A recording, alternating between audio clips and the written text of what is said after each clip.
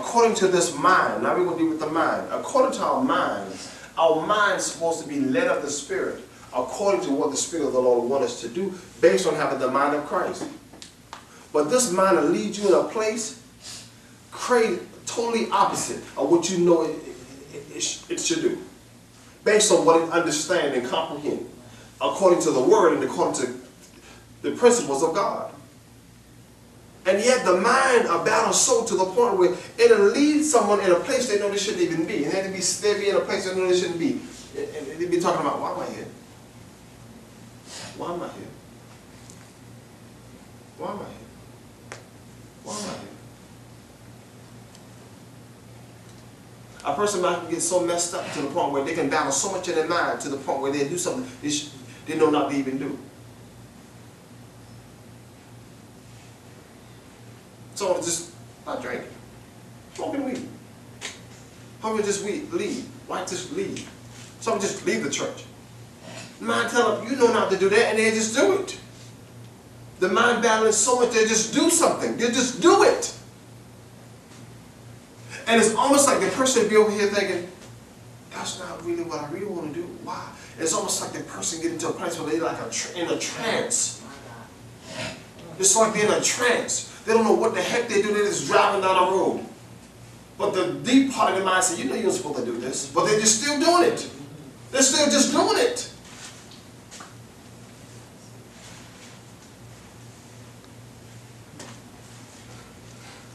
It's experiences that's guiding a lot of God's people even away from His will.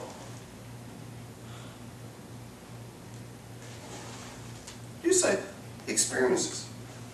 Like an out-of-body experience where one just almost like looking at themselves and it's like their spirit is away from their body. The next one we have is the person's heart. The person knows to love.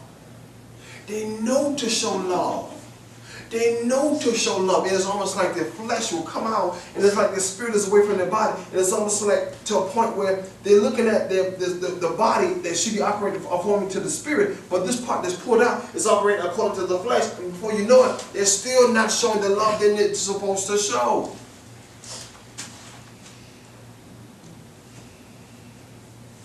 And it's almost like the person says, I know I'm supposed to love. I know I'm supposed to show love. I know I'm supposed to show compassion. I know I'm supposed to show consideration. I know I'm supposed to show consideration. I know I'm supposed to show love. What's wrong with me? What's the problem? The person's battling in their heart from their spirit and their flesh. Because the Bible says the heart is what? Wicked. And who can know it? It's deceitful. And who can know it? That means we have to get to the place where we let the heart get molded by the Spirit of God. This is why some can be, this is kind of considered, and some are bitter and hateful, and they're still anointed. Because that person have to let themselves come into a oneness with the Spirit in their heart. If not, they're going to be a constant battle. I don't believe, this is my personal thing. I don't believe that it has to be a battle all the time about our heart. I don't believe it has to be that all the time. We can have a battle here and there, but this all the time battling with our heart, it don't have to be that. That means that the person is not letting themselves come into oneness with the Spirit with their heart. Not all the time. We all can have a little battle here and there, but all the time battling with your heart, with people and issues, something is wrong. Something is wrong. We have to come to a place where we let God mold this heart to a point where occasionally a battle may come, but not to the point where there's always a constant battle with the heart of the spirit of the heart and our flesh.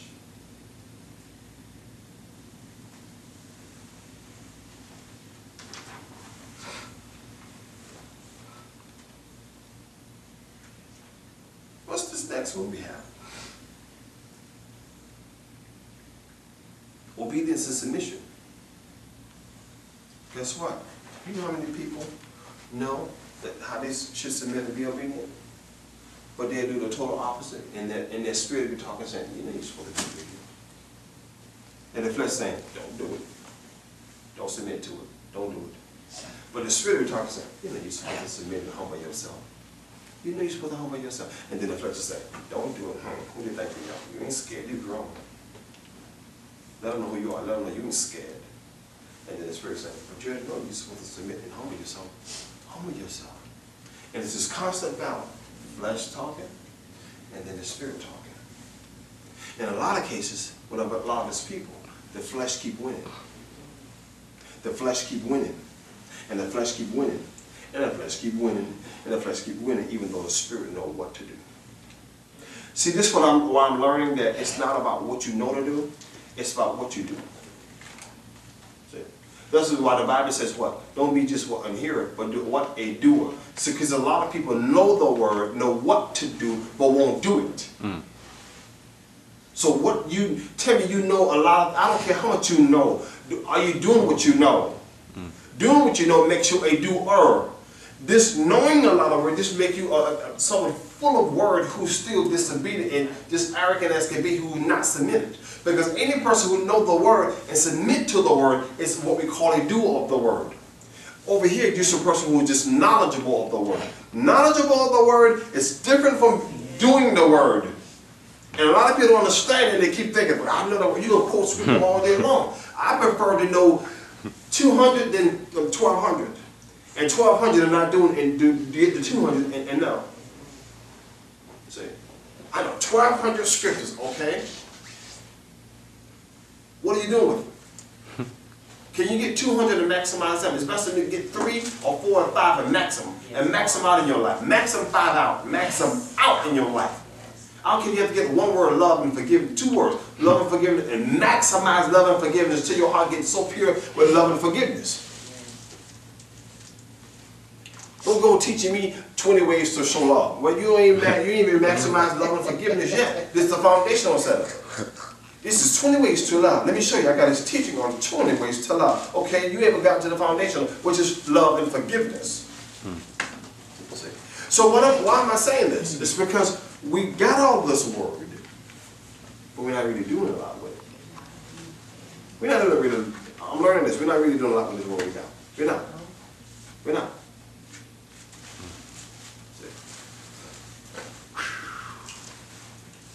See? And now watch this. And then that is what we call the category of submission and obedience. Because remember something. Let me tell you something. That battle, you have to know your flesh. And a lot of saints don't know their flesh. Let me tell you something. When you know your flesh, you know how to work against yourself to get yourself straight. Oh, yes, you do. You hear me say this all the time. When you know that you're a slacker, you know how to work against yourself to make sure you're on time. When you know that you're a person who easily get angry, you know that you're going to use it's a way to work against that you don't get so upset. When you know that you're a certain way, you have to work against yourself because you know your own flesh and how you are. If you know you're a person easily get offended, you have to work against that to know yourself. So how you don't know yourself, if you don't know yourself in your flesh, then guess what? You're in trouble. Because you know what's going to happen? The devil will keep using the same circumstances to keep coming against you, working against you, and pushing you further and further away from your destiny and your call and operating with God's people and operating in the kingdom.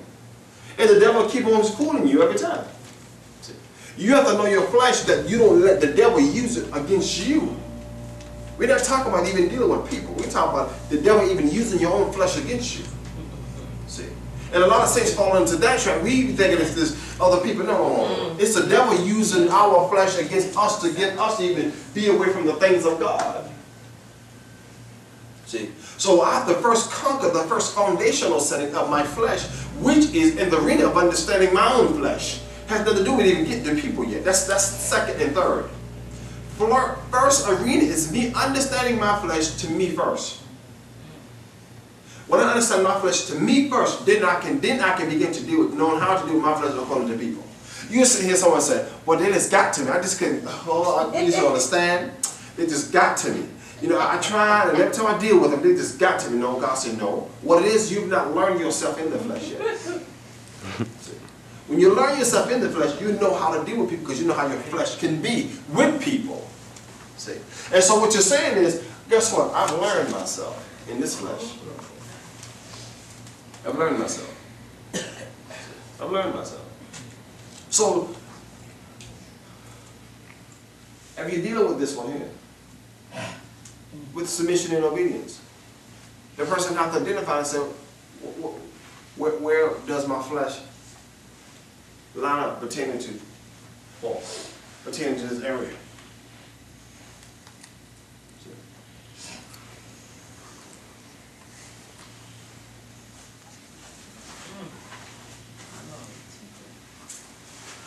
See? Then the opposite of that is what we call dedication and commitment. See, let me tell you something. The flesh is speaking, the spirit is speaking. The flesh is speaking, the spirit is speaking. The flesh is telling you, it don't take all of that. It's not that serious. It's not that deep. It's going overboard. That's to the extreme. The spirit is telling you, submit, be in place, do what you need to do, be sold out. Don't be late. Give what you're supposed to give. Do what you're supposed to do. Support how you're supposed to support. Do what you're supposed to do. And the spirit is telling you this. And the flesh is telling you this.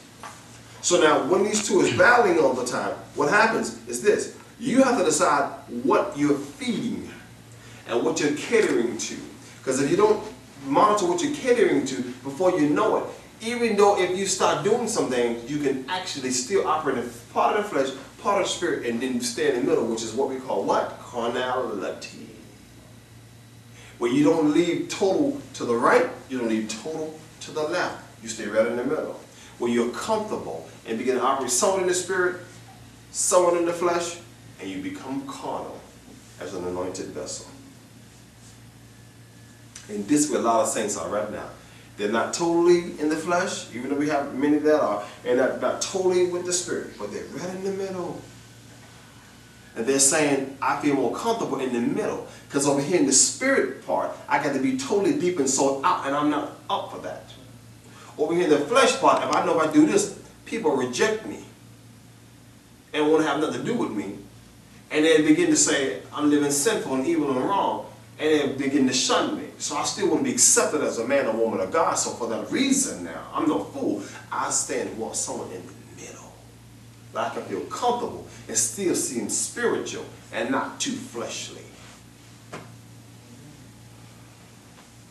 Why? Because with his people, unless they decide to totally backslide, they don't want to be rejected and not counted as a man or woman of God. So they still want to be seen as that. They don't want to be seen as a person who's not saved. They want to be seen as a man or woman of God. So for that reason, they still want that honor, but they don't want to go totally to the spirit side of everything in the totality of how God wanted it to be. See? And these battles that a lot of God's people is facing, they need to be honest with these battles. They're not honest with these battles. They're not honest with these battles. And this is why you see so much rebellion in the kingdom. This is why you see so much rebellion in the kingdom. So much rebellion. And so now what happens is this. The flesh and the spirit begin to war so much to the point where the person can't take it no more. In some cases, they get sold out and just throw themselves on the altar and say, I can't take this no more. I want to get to a place where I'm submitting. Or the other one, they just say, forget it, I'm tired of this battle, and they begin to back up. Because they're tired of battle. Because what they begin to say to themselves, I'm tired of fronting, I'm tired of pretending. Not understanding it's not pretending, it's just you battling. That's all it is, you're just battling. And with this battle, all you need to go throw it on the altar and let God purify and cleanse and wash and deliver so that you can get up back in the spirit the way you need to get up and operate and do according to functioning. That's all it really is. But some back up because they're tired of the battle. And they know they're anointed, they know they're called, but they're tired of battling. See? Yeah, they're tired of battling. They're tired of battling.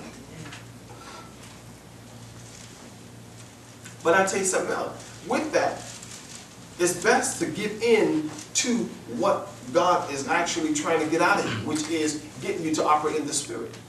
Which is the aspect of what we call being submitted and being spirit-led. Spirit-led.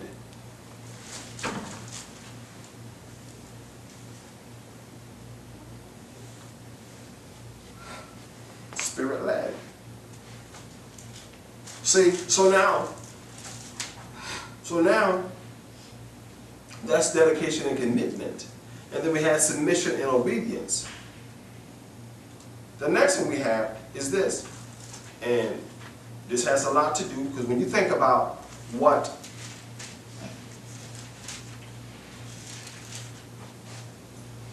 Paul dealt with, he's basically saying, when I'm trying to do good, man, evil is always trying to guide me.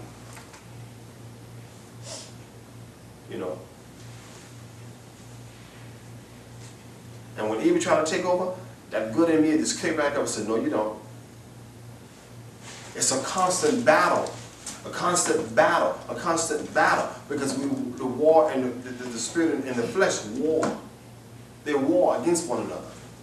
So now, what did he say? He said, but I see another law in my members, warring against the law of our mind, and bringing me into captivity to the law of sin, which is verse 23, Romans 7. Warring against the law of my mind, and bringing me into the captivity to the law of sin, which is in my members. And he's talking about this body. Because this body is always at a place of trying to go contrary to the word. Always trying to go contrary to what God has called and commissioned.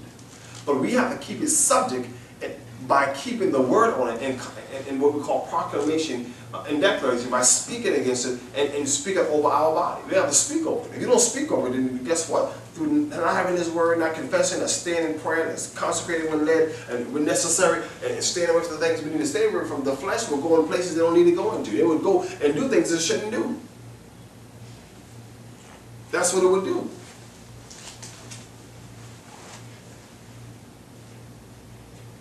But we have to identify with this for a reason. And the reason we have to identify with this is for this particular reason. Let me tell you why. And I'm going to tell you why God is specifically giving me this message. Because I'm going to tell you what's going to begin to happen is this. You have about 10 people stand up, and 4 struggling and battling. And 6 may have some things conquered and they're fine. And out of these 10, all 10 lock their arms. And they begin to walk together. And as they begin to walk together, then what begins to happen is the 4 maybe begin to get intimidated about the 6 who they see got it together.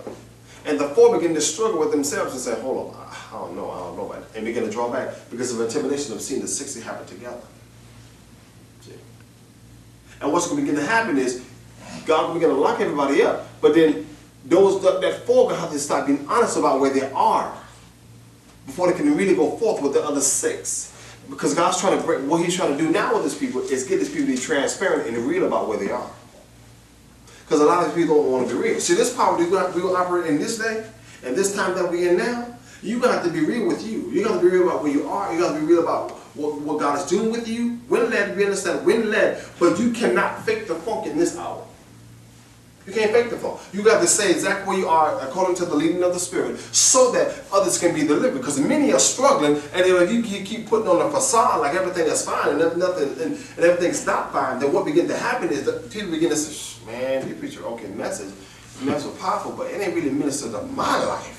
It ain't really do nothing for me per se, because I'm the one struggling, man. They don't know I'm suicidal. Don't know I'm struggling with lust. They don't know I'm struggling with stealing. I got quick hands. I'm always stealing all the time. Before you turn around, I'm going to the Walmart stealing meat.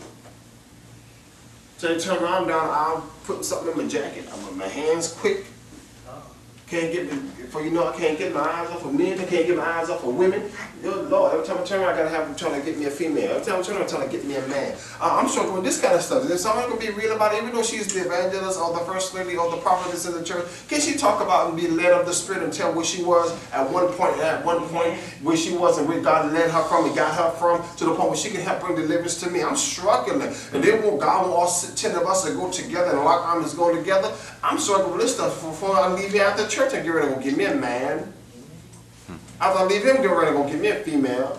So if somebody can be real about where they was for real at one point and God brought them out of that to the point where now I can see that I can actually conquer this too and not struggle so much, but I may even feel comfortable being around people because how much I'm struggling with me.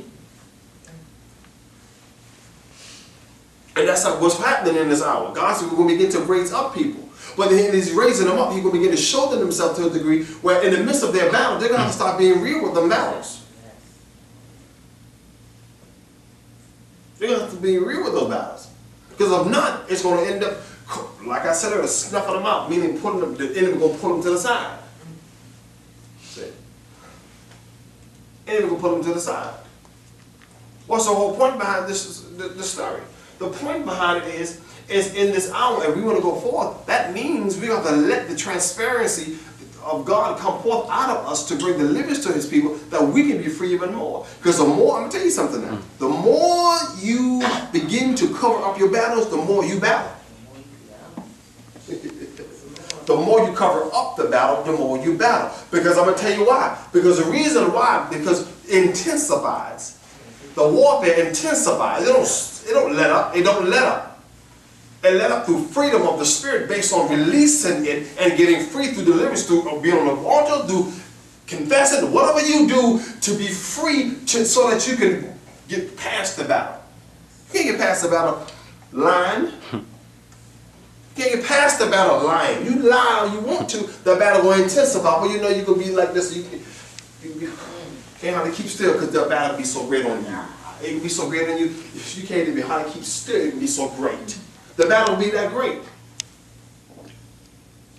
See? And so another time, so the first thing people will think, well, that means they're talking about the flesh. You said that. You mean that means the first time about the lust with a man or woman? Let me tell you something. No. That's a person who's struggling with their heart too.